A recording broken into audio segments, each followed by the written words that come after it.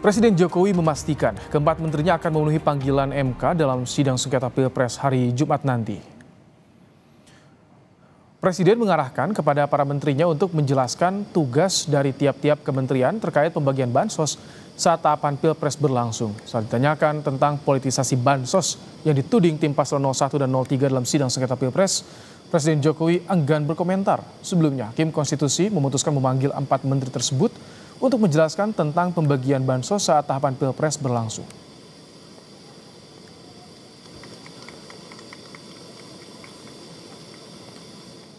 Ya, semuanya akan hadir karena diundang oleh MK, semuanya akan hadir hari Jumat. Ada arahan nggak Pak?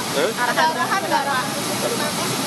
Para menteri. Ya, menerangkan apa yang sudah dilakukan masing-masing menteri. Kalau Bu Menteri Keuangan misalnya mengenai anggaran seperti apa. Menteri Koordinator Bidang Perekonomian Erlangga Hartarto mengaku telah menerima undangan dari Mahkamah Konstitusi. Namun Erlangga mengaku belum mengetahui topik yang akan ditanyakan dalam sidang MK hari Jumat nanti. Meski begitu, dirinya dan 3 menteri lain mengaku siap jika pertanyaan akan mengarah pada mekanisme penyaluran bansos. Ya, insya Allah saya hadir. Undangan sudah saya terima tadi malam. Ya, tentu kami lihat undangannya dan juga apa yang diharapkan dari pemerintah. Tentu kita akan menjelaskan mengenai mekanisme APBN, kemudian bicara mengenai bansos, bicara dengan perlinsos, dan berbagai hal yang sifatnya pemerintahan saja. Senada dengan Erlangga, Menteri Koordinator Bidang Pembangunan Manusia dan Kebudayaan Muhadjir Effendi juga memastikan akan memenuhi panggilan Mahkamah Konstitusi dalam sidang lanjutan sengketa Pilpres. Muhadjir mengaku Presiden sudah mengizinkan dirinya hadir Jumat nanti. Nggak ada persiapan, kan mau ditanyakan semua yang selama ini sudah kita lakukan saja. Siap hadir Jumat, Pak? Insya Allah. Mestinya saya harus ke Mesir mengantar bantuan tadi yang dilepas oleh Bapak Presiden. Tapi karena ada panggilan dari MK, tadi malam baru kita putuskan untuk memenuhi panggilan. Tapi wajib melapor ke Presiden dulu nggak sih Pak kalau ada panggilan dari MK ini? Iyalah, kan pembantu Presiden. Berarti udah lapor Pak ke Presiden? Presiden kan juga sudah tahu. Berarti sudah diizinkan Pak Jokowi berarti? Diizinkan.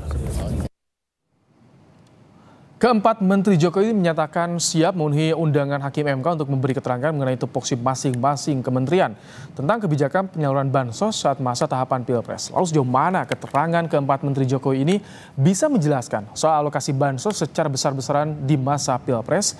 Kita akan bahas bersama dengan staf khusus Presiden Bidang Hukum, Dini Purwono, dan juga dosen Fakultas Hukum Universitas Hasanuddin Makassar, Profesor Hamid Awaludin. Selamat petang, Mbak Dini, Prof. Hamid. Selamat petang, Mas Ibrahim. Baik, Prof, yang pertama ingin ke Prof. Hamid. MK sampai memanggil 4 Menteri Jokowi. Menurut Anda ini sebuah terobosan dari MK atau bagaimana catatan Ya, Anda? menurut saya iya. Artinya ini adalah sinyal dari MK bahwa dalam rangka menyelesaikan sengketa Pilpres 2024 tidak fokus dan berkutat pada hitung-hitungan TPS. Berapa jumlah TPS disinyalir ada kecurangan, kemudian beberapa persen di antara sekian ratus ribu dan sebagainya. Apa ada saksi melihat pencoblosan sebelum masanya mencoblos. Jadi dia tidak berkutat dengan angka-angka statistik yang rigid, tapi dia ingin keluar mencari fakta selain angka-angka yang seringkali menjadi acuan MK.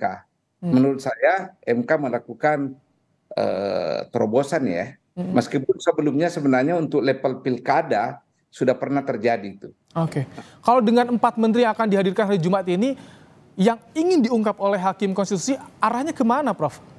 Ya, pertama saya ingin salut ke Bapak Presiden ya. Salut saya 2 thumbs up karena mengizinkan menterinya.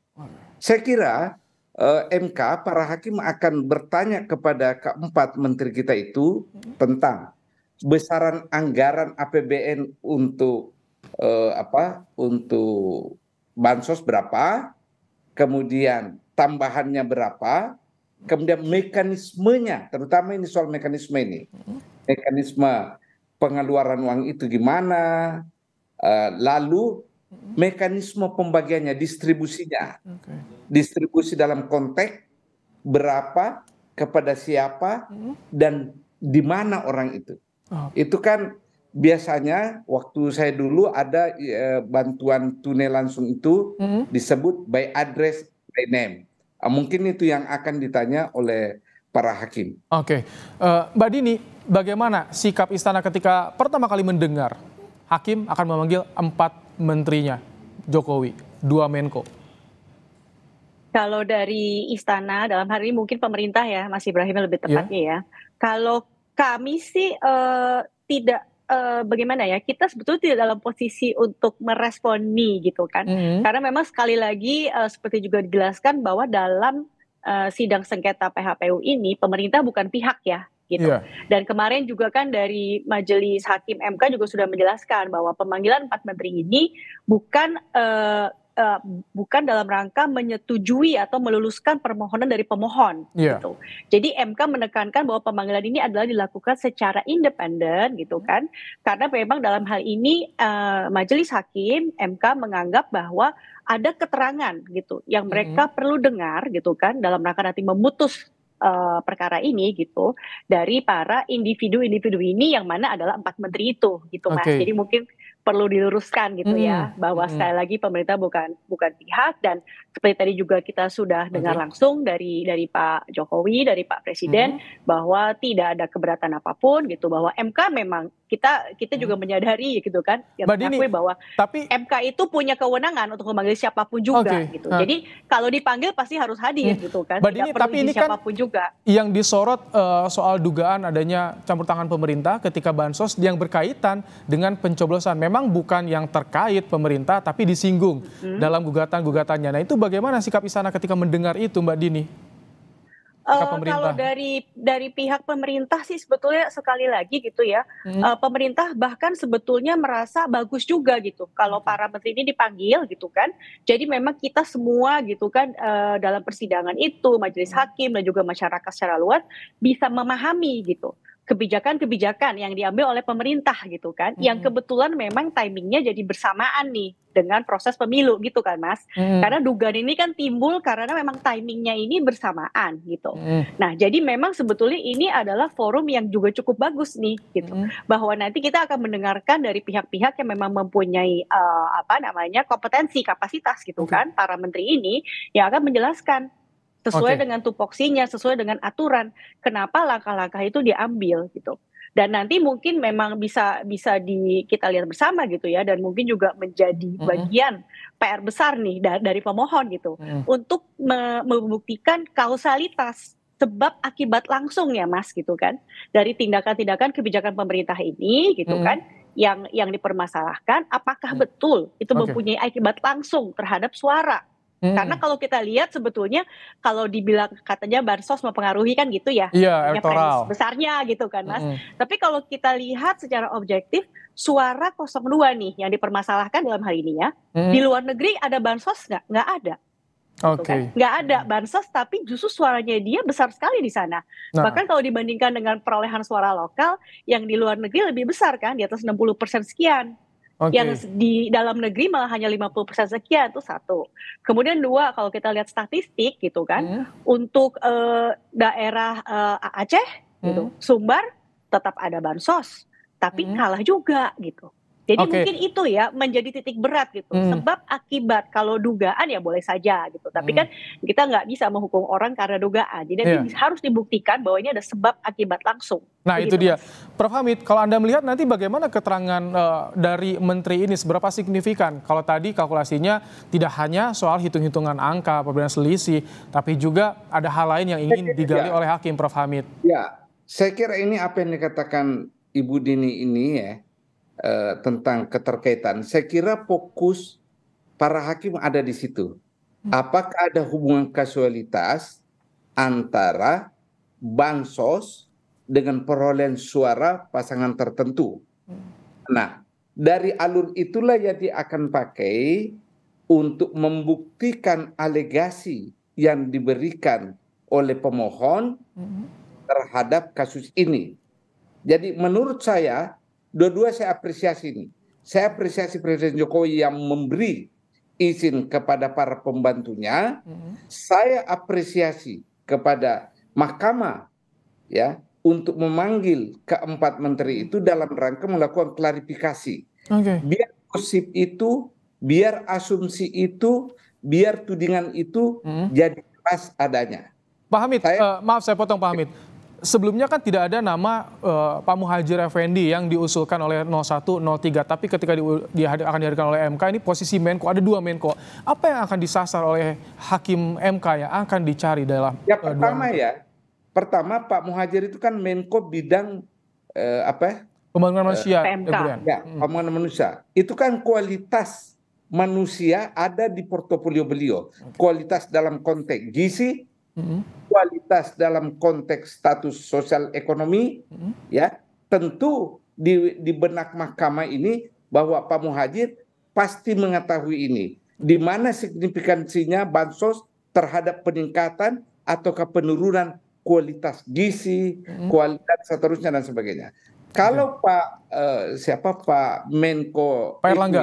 Menko Erlangga kan jelas, beliau proaktif sekali kan ke lapangan membawa bansos ini. Bahkan yang kita tangkap di kamera itu beliau jelas sekali mengatakan, apakah Anda bahagia dengan ini? Berterima kasih ke Presiden. Nah itu mungkin ya di benak hakim ini harus ada diklarifikasi ini. Ada dugaan aliran perintah seperti itu mungkin yang ingin Anda garis bawahi di situ. Maksudnya ke saya? Iya, Pak Hamid, aliran perintah gitu. Ya bisa jadi, kita nggak tahu. Karena ini kan kebijakan. Yang namanya kebijakan pemerintah kan penanggung jawabnya adalah Presiden. Kenapa? Karena Presiden menjalankan perintah undang-undang kan. Nah implementasinya tentu Menteri. Baik, Mbak Nini tadi disinggung soal kausalitas pembagian bansos dengan hasil pemilu. Presiden sudah memberi izin kepada menterinya. Ada arahan atau arahannya seperti apa sih kepada para menteri nanti yang akan hadir? Karena kan ini menentukan juga bagaimana pembuktian ketika di sidang nanti, Mbak Dini. Tidak ada arahan apa-apa ya, Mas. Seperti yang juga kita dengar Pak Presiden Jokowi juga sudah menyampaikan, ya yang dipanggil ini para menteri, ya silahkan dijelaskan saja gitu kan. Apa saja yang sudah dilakukan, kebijakan pemerintah, sesuai tupoksi kementerian masing-masing itu. Jadi tadi kita dengar Pak Muhadjir juga bilang tidak ada persiapan khusus gitu ya, bahwa ini sekedar hanya menjelaskan saja gitu informasi yang memang sudah ada gitu sebelumnya, begitu. Yang saya khawatirkan kalau keterangan keempat menteri nanti ini ada yang berbeda satu sama lain, nah, itu akan jadi persoalan, perdebatan dan polemik berkepanjangan, ya. Mbak Dini, ini kan menteri-menteri yang dia kan pembantunya Presiden, bawahannya Presiden. Dan Presiden ini yang disasar, kita dengarkan di gugatan sidang MK yang disasar oleh 01 dan juga 03. Jadi bagaimana pemerintah melihat hal ini, Mbak Dini? Ya sekali lagi seperti saya sampaikan tadi bahwa ya pemerintah bukan pihak dalam hal ini ya Mas gitu. Kalau memang ada dugaan gitu kan dan mengarahnya ke Presiden ya seperti juga sudah saya sampaikan tadi gitu. Silakan nanti mungkin di proses pembuktian gitu kan. Dibuktikan bahwa alegasi-alegasi gitu kan kebijakan pemerintah yang dituduhkan itu memang mempunyai hubungan langsung gitu, sebab akibat langsung kausalitas dengan perolehan suara itu gitu. Jadi kalau dari Presiden sih ya silakan saja proses ini berjalan gitu, bahwa memang secara aturannya kita tahu bahwa yang namanya sengketa PHPU gitu kan Pilpres itu pemerintah bukan pihak.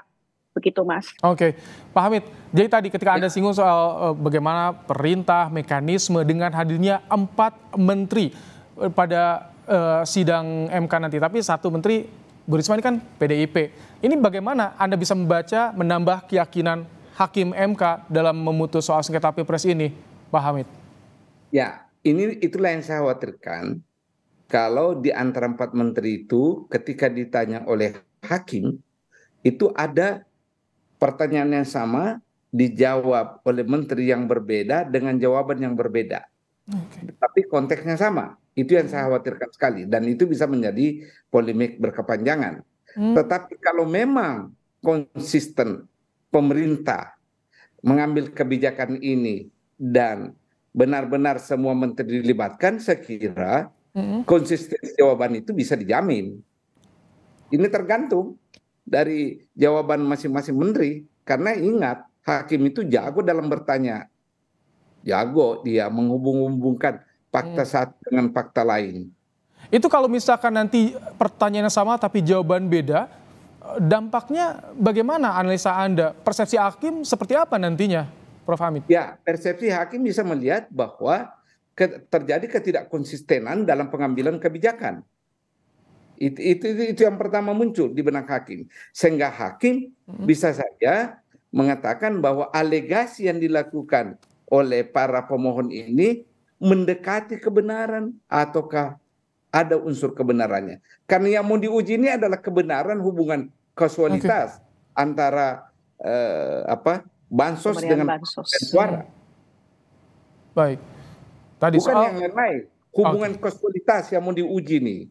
Kausualitas yang diuji, kita tunggu hari Jumat nanti seperti apa keterangan yang disampaikan 4 menteri pemerintahan Jokowi. Terima kasih Prof. Hamid Awaludin, Mbak Dini Purwono, terima kasih telah meluangkan waktu di Kompas Petang sore hari ini. Terima kasih Mas Ibrahim.